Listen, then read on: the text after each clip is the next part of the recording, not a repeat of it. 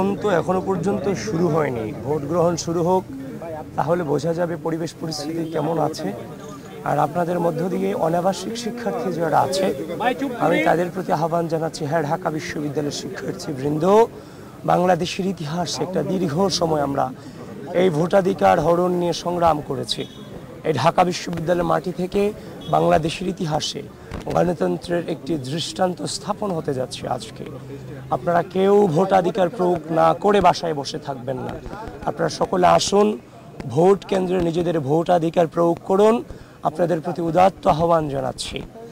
আর তাছাড়া ভোট কেন্দ্র নিয়ে যদি বলা হয়, আমি মাত্রই আমার উদয়নে আমার নিজের ভোটটা অধিকার প্রয়োগ করবো। আমি উদয়ন উচ্চ মাধ্যমিক বিদ্যালয়ে, যার ফলশ্রুতিতে আমার এখানে আসা। আমি এখনও ভিতরে ঢুকিনি, হয়তোবা পরিদর্শনের পরবর্তী মন্তব্যতে আমি জানাতে পারবো বা হচ্ছে যে সামগ্রিক পরিস্থিতি সম্পর্কে। কখন ভোট দিতে পারেন আপনি? আমি দেখি, এখনো পর্যন্ত শূন্য, খুব তাড়াতাড়ি হয়তো বা দিব। কিন্তু আমি আপনাদের মধ্য দিয়ে গোটা ঢাকা বিশ্ববিদ্যালয়ের সকল শিক্ষার্থীকে আহ্বান করছি, একটা দীর্ঘ সময় পরে গণতন্ত্রের দ্বার উন্মোচিত হতে যাচ্ছে। ভোটাধিকার প্রয়োগ করার সুযোগ হচ্ছে। তারা তাদের বিবেককে খাটিয়ে যথাযথ নেতৃত্বকে তারা বেছে নেবেন, সেটাই তাদের কাছে আকাঙ্ক্ষা।